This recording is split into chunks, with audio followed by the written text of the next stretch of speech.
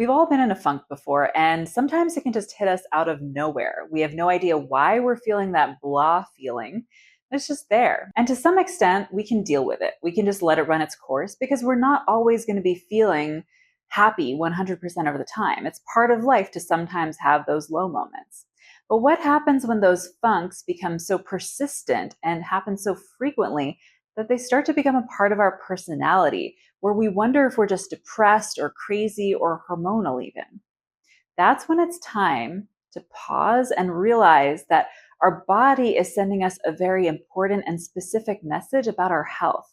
And in this video, I'm going to share what that message is and how we can tend to what our body is actually asking us for so that those funks become fewer and far between, and so that you can go back to being who you really are, curious, engaged in, and joyful about your life.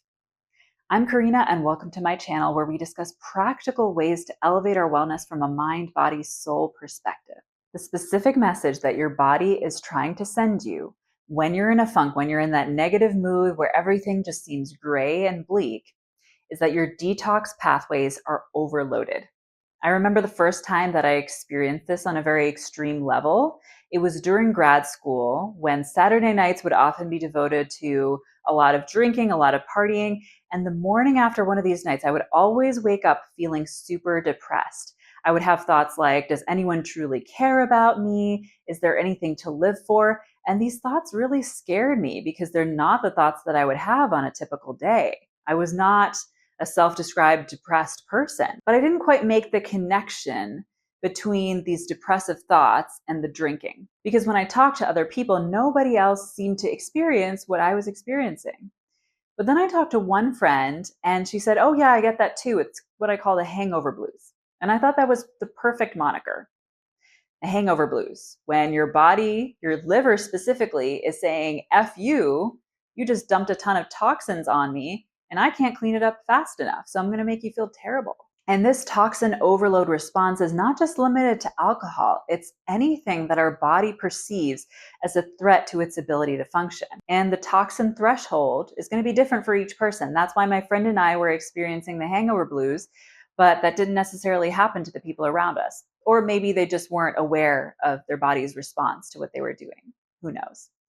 But some of the other toxins that the body can respond to in a negative way are things like environmental factors from car exhaust and other air pollutants, could be chemicals and personal care products, fragrances, and even food that the body might perceive as invaders, like gluten, which for some people, not everyone, but for a large majority of people, gluten can cause inflammation and intestinal permeability, where the gut lining is compromised and toxins are released into the bloodstream. And while we can and should work to reduce the number of toxins that we're exposed to, and I do have a video that goes into this, it's a video on hormone balancing, and reducing toxin exposure is a part of that.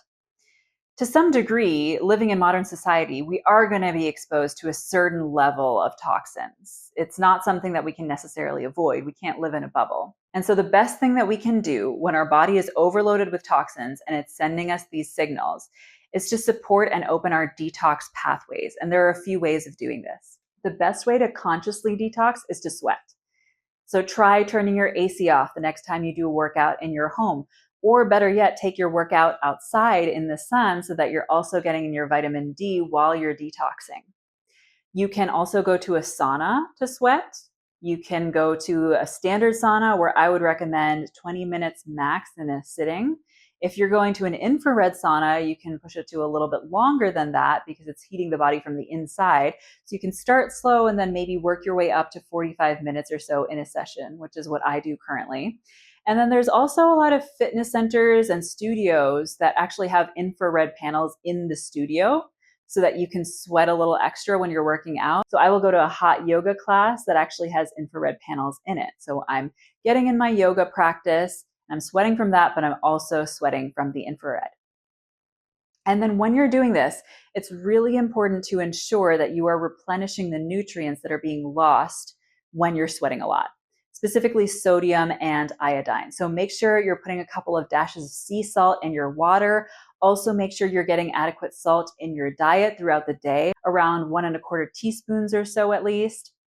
And then also make sure you're getting in that iodine from food sources such as low mercury fish like salmon, seaweed as well as a great source of iodine.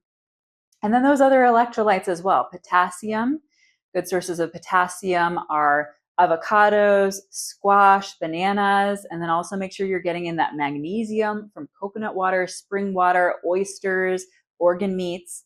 That will make sure that you have your bases covered and that your body continues to function well, even as you're losing a lot of the toxins, but potentially also some nutrients when you're sweating. And if you want to dive deeper into the nutrition side of this, about how to create your own comprehensive plan for optimal health, as well as some other key pillars to well-being, I have a masterclass that gives you the tools that you need to create your own wellness plan.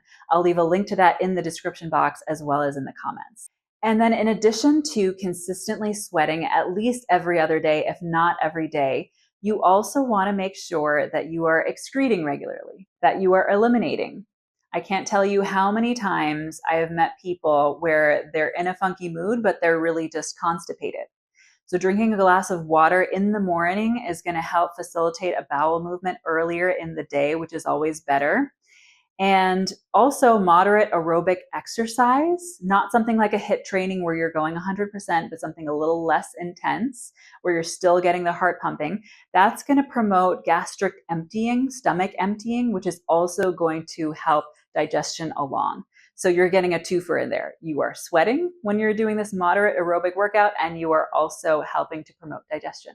Now, if you are just detoxing from the normal wear and tear of living a modern life, then sweating and excreting regularly should be sufficient. But if you know that you're detoxing from something that's a little more intense, like a mold or a fungal overgrowth, radiation, maybe a parasite, then it may be helpful to use a binder. Some common binding agents are activated charcoal and bentonite clay. You can take these in water, or there are some companies that make supplements out of these binding agents. But personally, I use binders very sparingly, only if I'm detoxing from something pretty heavy, like if I've gotten a lot of x-rays for my scoliosis checkup or something like this, because it can be a lot for the body. And it is definitely better to establish those natural detox pathways first.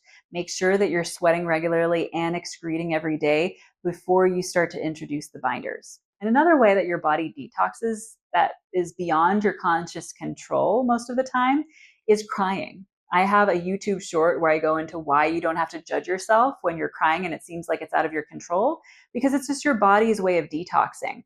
That's often why you're feeling like you're in that funk or you're feeling low when you need to detox, because your body is trying to feed you those thoughts and feelings that it knows is going to prompt you to shed those tears. That's how well your body knows you. And when you're crying, it's going to help you to emotionally self-regulate. It's going to release endorphins, and it's also going to activate oxytocin, also known as the love hormone, responsible for our feelings of bonding and also that feeling like all is well with the world.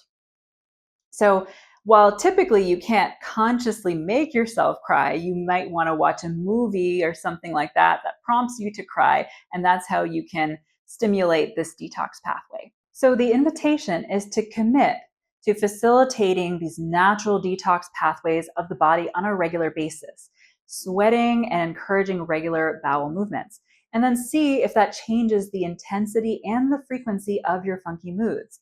And if you do find yourself getting into a funk or experiencing depressing thoughts occasionally, then you don't have to be alarmed. You can relax knowing that it's your body's way of telling you that there are some things that you want to let go of, both emotionally and physically. If you found this video valuable, feel free to give it a like. And if you want to learn about more ways to feel amazing in your mind and your body, then feel free to subscribe to this channel. Lots of love, and I'll see you soon.